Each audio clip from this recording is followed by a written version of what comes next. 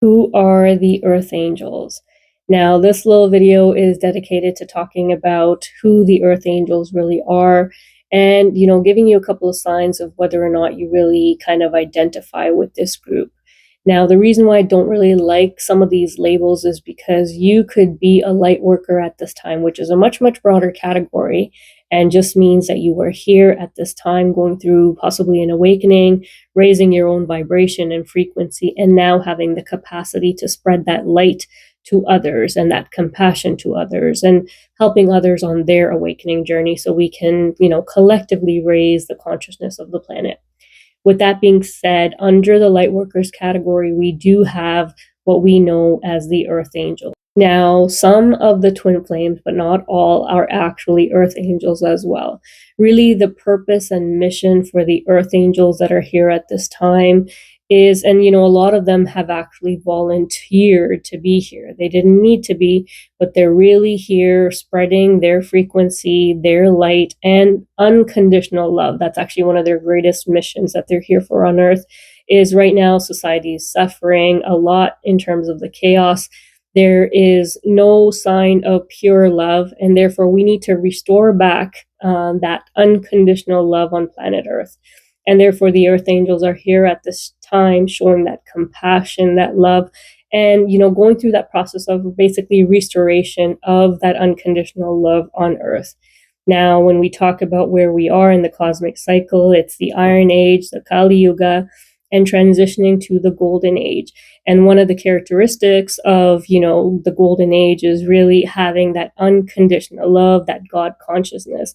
And so the Earth Angels at this time are here to help with that. In case you're wondering if you actually resonate with this particular group or if you belong to this particular group, well, there are signs that, might have shown you along your life's journey that you actually are different from the other human beings around you.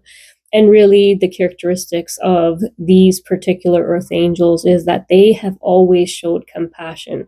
Regardless of their life circumstances, they have been able to show others love and compassion very easily. Regardless of how many times they got hurt, bruised, they were easily able to rise above those challenges and still have compassion for humanity. They've always been helpers to humankind, and always reaching out to really assist other people, regardless of their own particular conditions.